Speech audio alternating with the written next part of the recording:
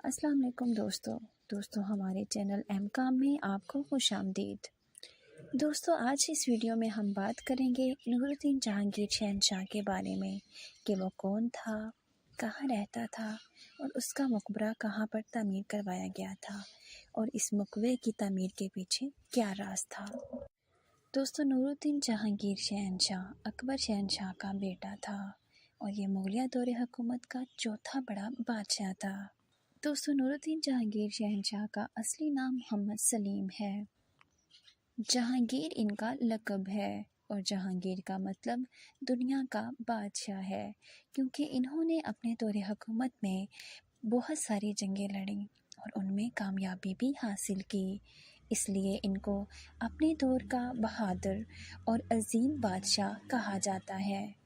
دوستو اکبر شہنشاہ کے 3 بیٹے اور جہانگیر شہنشاہ 3 بھائی تھے، جن میں جہانگیر شہنشاہ کا ایک الگ ہی مقام تھا۔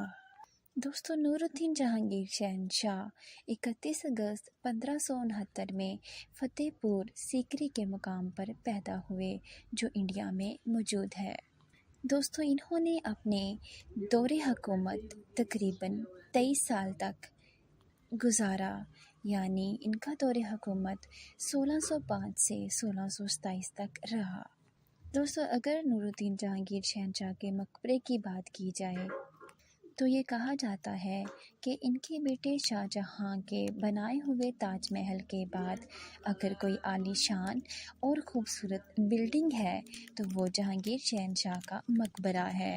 دوستو یاد رہے کہ جہانگیر شہنشاہ کا مقبرہ ان کے بیٹے شاہ جہاں نے ہی تعمیر کروایا تھا۔ دوستو نور الدین جہانگیر شہنشاہ کا مقبرہ لاہور سے 5 کلومیٹر کے فاصلے پر دریائے راوی کے پار شاگرہ کے مقام پر موجود ہے۔ ان کی وفات آزاد کشمیر میں ہوئی اور ان کو لاہور میں دفن کیوں کیا گیا، اس کے پیچھے ایک یہ راز بھی ہے کہ ان کو لاہور شہر سے بہت محبت تھی اور انہوں نے اپنی وراثت میں یہ بات درج کروا دی تھی کہ ان کی وفات کے بعد ان کو لاہور میں ہی دفن کیا جائے۔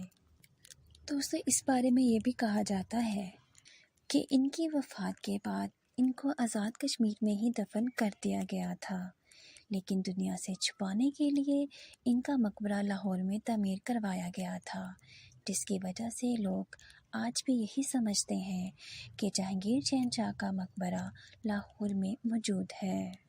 دوستو جہانگیر شہنشاہ کا مقبرہ اپنی مثال آپ ہے اور اس کے سامنے دائیں جانب اکبری سرائے کے نام پر کمرے بنائے گئے ہیں جو کہ ان کے دور حکومت میں ان کے گھر والوں کی رہائش گاہ بھی تھا، اور ان کے مقبرے کے بائیں جانب آصف جاہ کا مقبرہ ہے جو ان کی محبوب بیوی نور جہاں کا بھائی تھا۔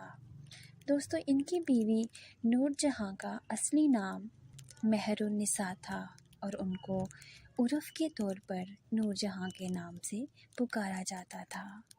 دوستو جس مقام پر جہانگیر شہنشاہ کا مقبرہ موجود ہے اس جگہ کو گلشن دلکشاں بھی کہا جاتا ہے، کیونکہ ان کے مقبرے کی تعمیر سے پہلے اس جگہ کو ایک خوبصورت گارڈن کہا جاتا تھا جہاں پر جہانگیر شہنشاہ اور ان کی محبوب اہلیہ نور جہاں رہا کرتا وقت گزارتے تھے۔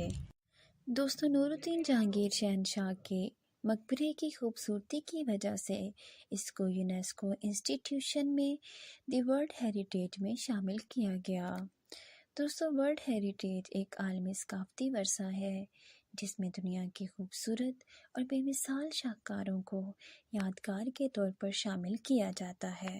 دوستو نور الدین جہانگیر شہنشاہ کے مقبرے کی اندرونی تعمیر کے ڈیزائن کو نور جہاں کے آئیڈیا کے مطابق تعمیر کروایا گیا تھا جو ان کے والد عماد الدولہ کے مقبرے سے ملتا ہے۔ دوستو یاد رہے کہ عماد الدولہ کا مقبرہ انڈیا میں آگرہ میں موجود ہے جو اس کی ریاست اتر پردیش میں واقع ہے۔